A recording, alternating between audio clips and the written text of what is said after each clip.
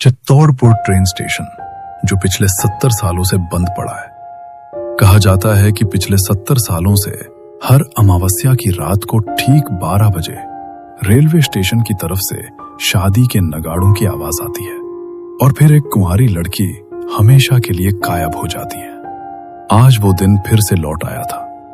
आज वो काली अमावस्या की रात थी। गांव वाले डरे सहमे आपस में बातें कर रहे थे। अरे मोहन, आज वो काली अमावस्या की रात फिर से आ गई है।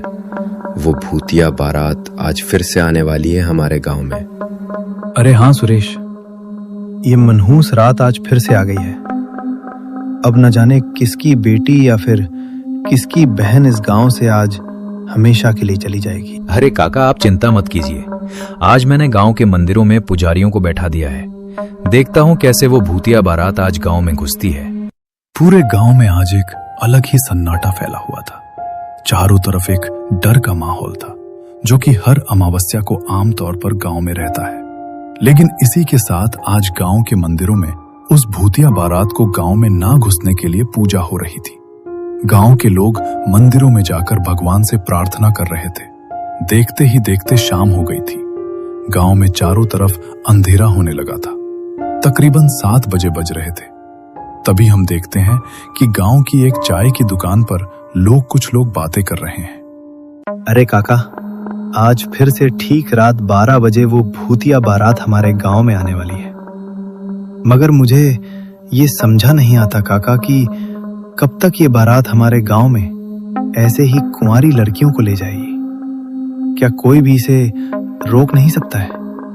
मंगल सिंह बड़े ही गुस्से के साथ ये बात रामू काका को बोलता है। तभी रामू काका बोलते हैं, बेटा, गांव वालों ने कोशिशें तो बहुत की थी उस भूतिया बारात को रोकने की, लेकिन ऐसा कहकर रामू काका एकदम से रुक गए। तभी मंगल ने पूछा, लेकिन क्या क्या हुआ था जब उस भूतिया बारात को रोकने के लिए गांव वाले गए थे? बताइए।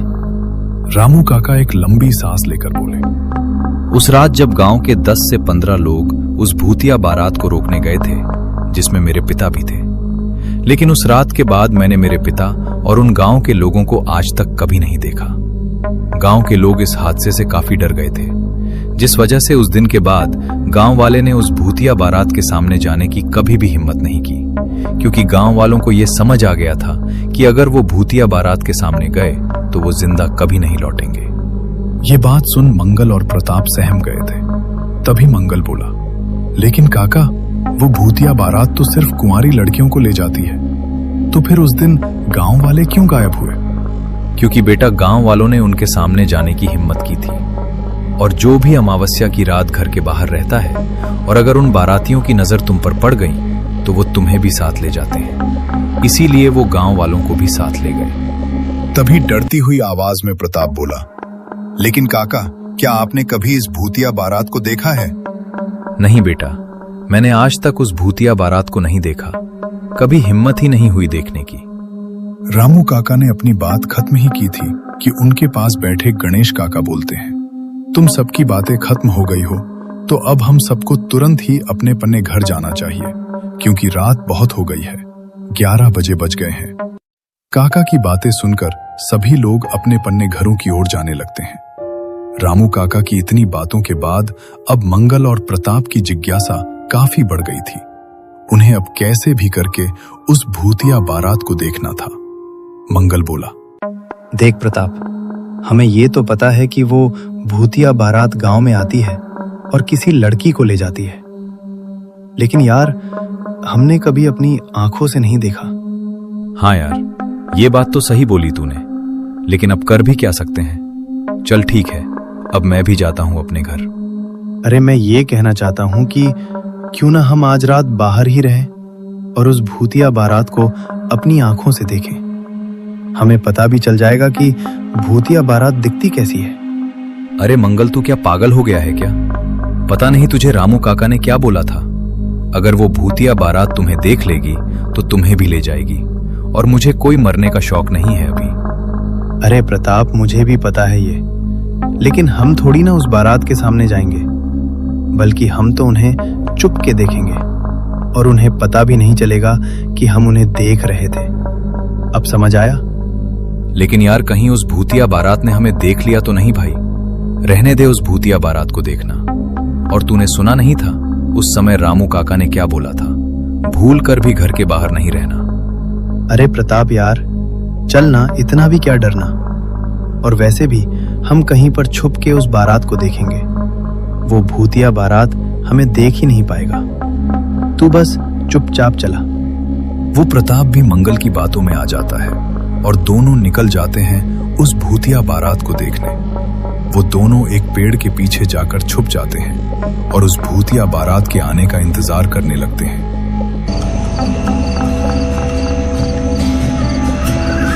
राजू की बहन बहुत सालों के बाद गांव आई थी, इसीलिए वो अब इन चीजों में विश्वास नहीं करती थी। क्या भैया, आप सभी गांव के लोग अब भी उस भूतिया बारात के किस्सों को मानते हो? अब मैं बड़ी हो गई हूँ भैया, अब मैं इन भूतिया बातों को नहीं मानती और आप भी इस अंधविश्वास से बाहर निकलो। अरे छोटी, ये कोई अंधविश्वास नहीं है, बल्कि अब भी वो भूतिया बारात हमारे गांव में आती है और आज भी वो भूतिया बारात गांव में जरूर आएगी। और मैंने तुम्हें कितनी बार समझाया था कि जब अमावस्या की रात आने वाली हो तो गांव में मत आना, लेकिन तुम फिर भी गांव चली आई। अरे भैया, क्यों इतने डर रहे हो? कुछ भी नहीं होगा आज रात, आप सब आराम से सो जाइए। अरे प्रिया, तुम पढ़ी लिखी हो ये हमें पता है, लेकिन ये तुम्हारा शहर नहीं है, ये गांव है और यहाँ अब भी अमावस्या को वो भूतिया बारात जरूर आती है। राजू की पत्नी लता ये बात प्रिया को समझा ही रही थी। तभी हम देखते हैं कि रात के 12 बस अब बजने ही वाले थे। गांव के लोग अपनी बेटियों को लेकर अपने घरों के दरवाजे बंद करके बैठे थे। अरे राधा, वो भूतिया बारात किसी भी वक्त गांव में आती ही होगी। हे भगवान, हमारी बेटी की रक्षा करना। तभी हम देखते हैं गांव में चारों तरफ एक अलग सी शांति फैल गई थी। रात अब बहुत डरावनी हो गई थी। कुत्तों ने अब भौंकना बंद कर दिया था। चारों तरफ एक काला धुआं फैल गया था।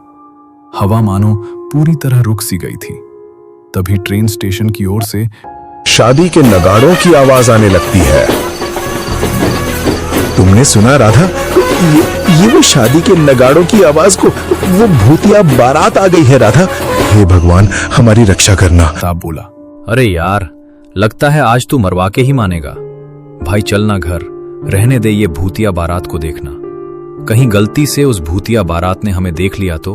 अरे कुछ नहीं होगा यार, मैं हूं ना तेरे साथ में। बस हम उस भूतिया बारात को देखेंगे और फिर चुपके से घर चले जाएंगे। कुछ नहीं होगा, तू बस चुपचाप खड़ा रहे। यहाँ वो दोनों बातें कर ही रहे थे कि उन्हें शादी के डोल नगाड़ों की आवाज आने लगती है। पहले ये आवाज धीरे, फिर तेज और फिर बहुत तेज आने लगी। नगाड़ों की आवाज सुन प्रताप बोला, अरे मर गए रे मंगल, वो भूतिया बारात की आवाज सुनाई दे रही है तुझे। लगता है वो ट्रेन से निकल गई है और गांव की ओर बढ़ रही है। तभी हम देखते हैं कि सफेद धुएं से एक भूतिया बारात निकलकर गांव की तरफ बढ़ने लगती है। इस भूतिया बारात में किसी का पूरा शरीर झला हुआ था तो किसी का मुंह, और सबकी आंखें खून से भरी हुई थीं। कोई नाच रहा था तो कोई नगाड़े बजा रहा था, और ऐसे ही ये बारात धीरे धीरे गांव की ओर लगातार बढ़ते जा रही थी। थोड़ी ही देर में ये भूतिया बारात गांव में आ जाती है। भूतिया बारात में सभी भूतों के चेहरे पर अब एक डरावनी हंसी आ गई थी। प्रताप और मंगल की नजर जब इस भूतिया बारात पर पड़ती है, तभी डरते हुए प्रताप बोलता है, मर गए रे मंगल, वो देख, वो भूतिया बारात गांव में आ गई।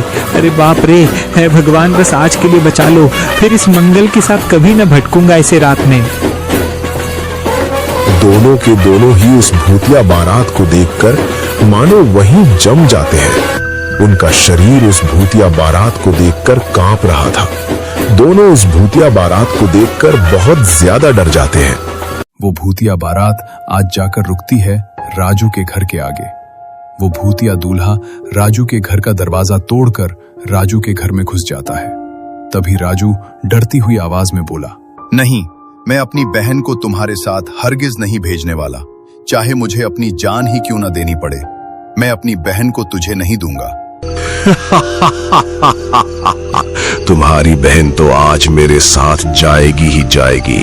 तुम में से कोई भी मुझे नहीं रोक सकता है, और अगर मुझे रोकने की कोशिश भी की तो तुम अपने जान से हाथ धो बैठोगे। इसीलिए मेरे सामने से हट जाओ, मैं अपनी दुल्हन को ले जाने आया हूँ। राजू और उसकी पत्नी जब उसके सामने से नहीं हटाते हैं तो वो भूतिया दूल्हा उन दोनों को मार देता है। और ये सब देखकर प्रिया जोर जोर से रोने लगती है, गिड़गिड़ाने लगती है, लेकिन फिर भी वो भूतिया दूल्हा उसकी एक भी नहीं सुनता है और उसे उठाकर अपने साथ रेलवे स्टेशन की ओर ले जाने लगता है। सभी भूतिया बाराती नाचते गाते अपनी बारात को स्टेशन की ओर ले जाने लगते हैं। जब ये बारात गांव से जा रही थी तब प्रताप और मंगल अब भी वहीं पेड़ के नीचे खड़े देख रहे थे। थोड़ी ही देर में वो बारात रेलवे स्टेशन पर पहुंच जाती है। तभी स्टेशन पर बहुत धुआं फैल जाता है, ऐसा धुआं जिसमें देखना भी मुश्किल था। तभी अचानक से कहीं से ट्रेन की हॉर्न की आवाज आती है और काले अंधेरे में से एक भूतिया ट्रेन आने लगती है। ये दृश्य प्रिया के लिए बहुत डरावना था। वो ट्रेन उस स्टेशन पर आकर रुक जाती है। उस ट्रेन के आसपास काफी ज्यादा धुआं फैला हुआ था। जब वो धुआं धीरे धीरे कम हुआ तब हम देखते हैं कि उस भूतिया ट्रेन में बहुत सारी आत्माएं बैठी हुई हैं, जो सब प्रिया के सामने देख रही हैं। ये सब देखकर प्रिया बहुत डर जाती है।